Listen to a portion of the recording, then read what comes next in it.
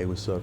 I just want to tap in with a quick video, and I don't mean to make this one half-assed, but I'm actually recovering a little bit, and also I'm recovering from an injury, but I'm also recovering from just an experience that I had because sometimes you would think about like and like really in life in reality there's really no difference between anything. It's just a different grade of like a grade of different things, like the thickness of something.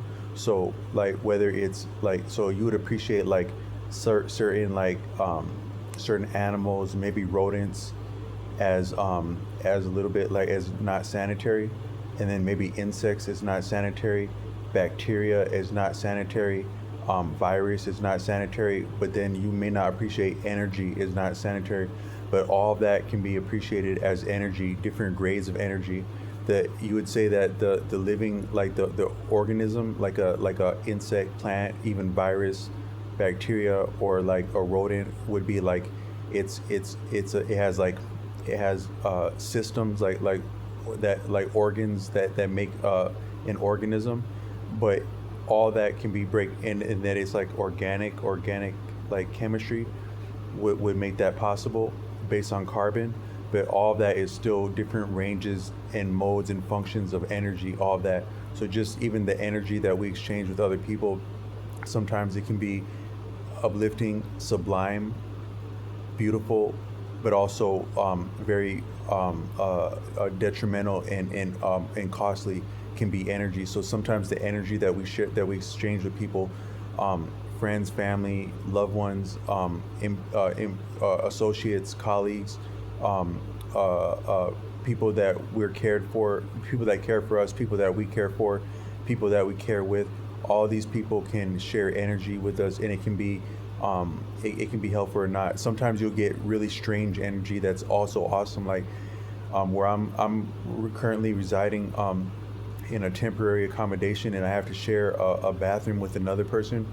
And I don't know the man, but the man is really cool. They told me that like, oh yeah, this person, you don't, he just minds his own business, and he's just quiet and he stays to himself and he minds his own business.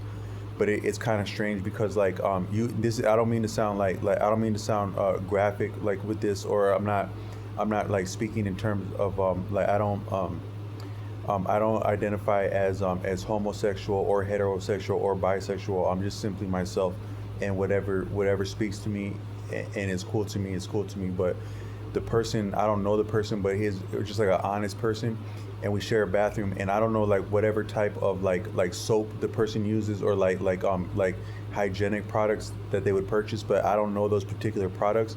But just to have like an actual like authentic, cool, congruent person like take a shower with some like some unique products, whatever energy that was. I had my door closed, but the smell of those products came through the door, and it was like a very, it was like a very potent but very grounding and kind of beautiful sensation. Whatever that the combination of the energy, I'm sorry, the products, the person's lifestyle, the shower, whatnot. It just made a very healthy, like just there's a scene in the movie Crouching Tiger, Hidden Dragon where he was like he was healing a woman who had been like injured by her master, who was actually poisoning her, which a lot of our friends, family, loved ones, they can poison us, whether consciously, subconsciously, unconsciously, or combination. And he gave her like a whiff of something, and she came to when she smelled that. That was what I experienced when that person took a shower like that. And I'm not advocating for showers, but I'm just saying that somehow the combination of your decisions, your actions, your statements, your congruence, your mode of living, your inclination towards other people, but then also whatever products you would invoke in your accommodation, it can make like a very clean, awesome energy, even if just for a moment. And that was really kind of cool. But then also sometimes the people in our life can put energy off on us that's harmful. So I had an experience with family the other day where they're like, yeah, but because I'm gonna just be candid with this video that I made a strong stance in my life to be drug free. Started with alcohol, then cannabis, then and I was never partaking of cannabis. I've been a professional driver for the last few odd years, but I've had different hiatus, and I haven't partaken of cannabis while I've been a professional, but operating with like as a role that is designated to be drug tested. But when I'm in between roles and before I get into a new role, I would engage with cannabis as it's become legalized, and I'm off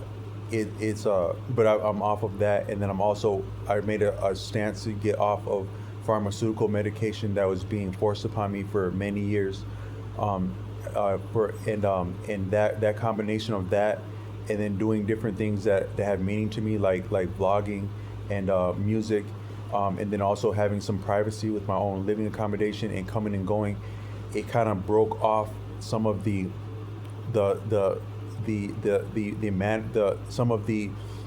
it brought forward some of my authentic person, who I really am as a person, who I've always been unto myself. But having the opportunity to express it and become a lot of who I am, it doesn't always fly over well to be yourself, but you can have like a blossoming. And so it's strange, but a lot of people may not appreciate that in your life. And what I wanted to say with this video is that sometimes you don't appreciate that. So like I was watching a video by a person named Sammy the Bull, and he was talking about in other iterations of societies, like Italy before being Americanized, Italians before becoming Americanized, before coming to America, but then also while being in America. He was saying broadly, as culturally, maybe a little bit, this might be a little bit of a cultural bias to overlay this upon a people, but he was saying as a trend, the older culture or style was that you didn't implicitly trust authority. A lot of us implicitly trust authority, and that might actually be a lot of what it is to be a professional, is that you actually see some of the shortcomings of authority if you're actually having challenges and liabilities and also skills to go with that. You see some of the shortcomings of authority simply because authority is human. But he was saying they didn't trust authority, and I think that a lot of times we exactly become confounded but also injured because of the trust that we put in authority, but also the sway and the clout that authority is having, that it leverages against marginal people or just individuals, because the group so peer pressure is bad enough, but when you have professional peer pressure that's stamped by a society by and large, a lot of people, you can have an open mind. You're spiritual. A lot of people watching this video, you'd probably say you're spiritual. Yeah, I don't exactly subscribe to religion, but I'm spiritual. I'm a spiritual person. But that person has that diagnosis. How do you feel about that? That person should see a doctor. That person must be a horrible person. I'm sure they're nice enough, but they must be under some kind of medical supervision to be okay. It is what most people would most people, your knee-jerk gut reaction, even as open-minded and spiritual or religious or whatnot as you think, and even to be religious and to write someone off for a medical diagnosis, that can also be as much of a contradiction. But most people would stamp or would default to a medical professional, not having any idea what a medical professional's actual training and background is or interest is. You would stamp that. So that type of clout and pull that a medical person is having, or just a professional in general, because you could say similar about legal or some other thing, or just professional. Most people were getting on board, and we're with the bandwagon of influencing peer pressure against marginalized people or just individual people or minority groups is what the standpoint is.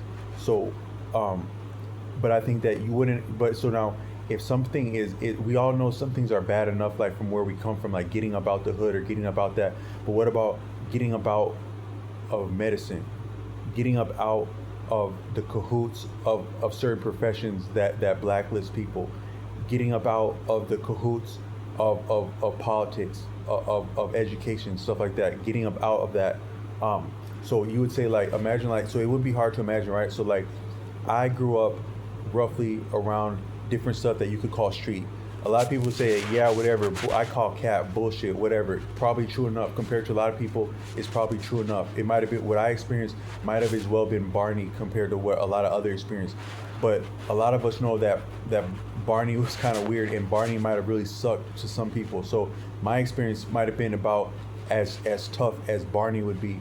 But for some people, sitting through an episode of Barney sucks when you're. And I'm not trying to call out that business, but that's probably like a proprietary icon, Barney. But we used to joke a lot about Barney back in the day. Like certain things were like we joke about Power Rangers, we joke about Barney, and we joke about like Hooked on Phonics. A lot of us as kids in the '90s, Hooked on Phonics would probably be the bigger, badder, cooler of all that. But certain things were just like a trope to mock.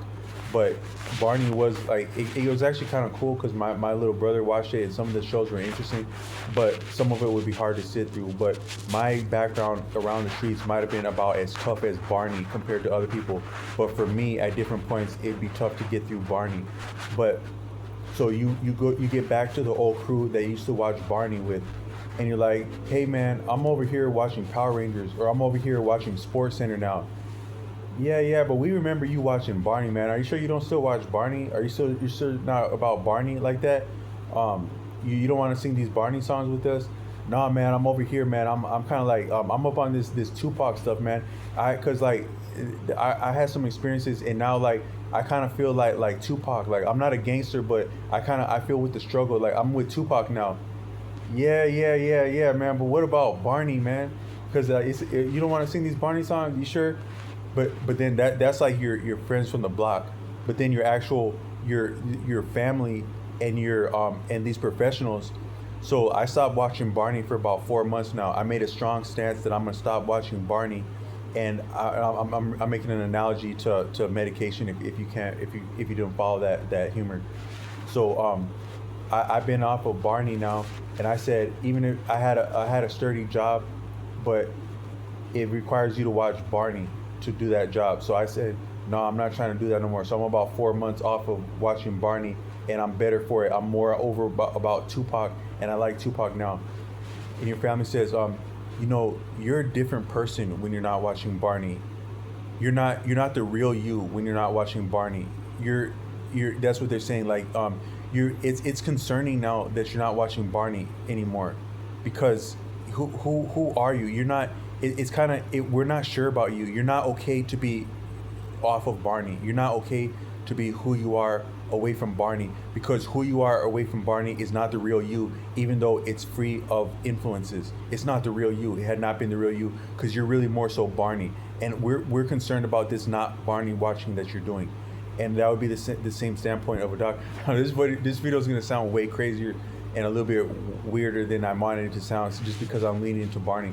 But all I'm simply saying is that your friends from the block, a lot of them, they will not respect you, whatever improvements you, 5, 10, 15, 20 years. 20 years of experiencing life as who you were, but also more than what you were. New experiences. Are we not shaped and fashioned by our experiences? So I've had this many 20 years of experience of not watching Barney.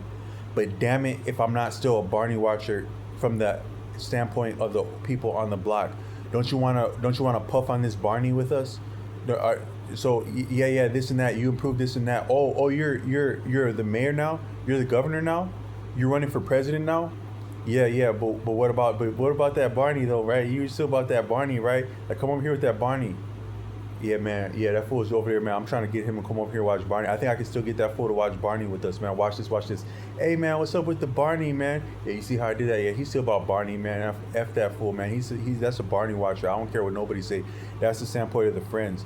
But then your friends and family and professionals, they're the same way, where it's like you've been this far, you've changed now, but they have an idea of you no different than the people on the block. So your family, these professionals that are still people that know you from back in the day, you're still back in the day with them. And the people back in the day, they want you to puff on Barney. The medical professionals and your family, they want you to pop Barney down your throat.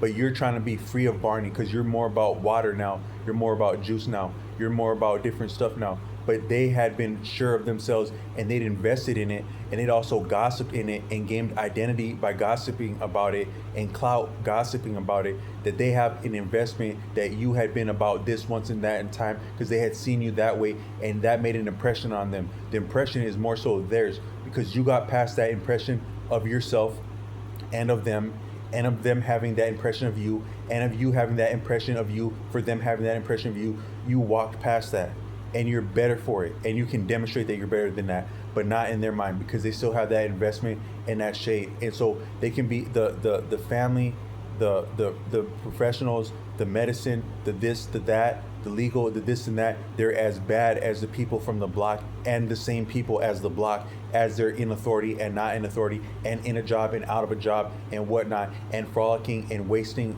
money on the side, whatever the hell they do on their own time. They're still that from the block.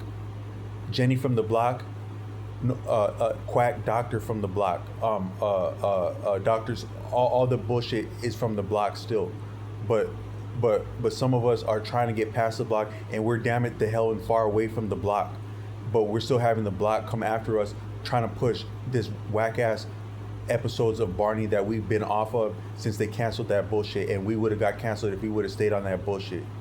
So shout out to anyone that's trying to be off of bullshit.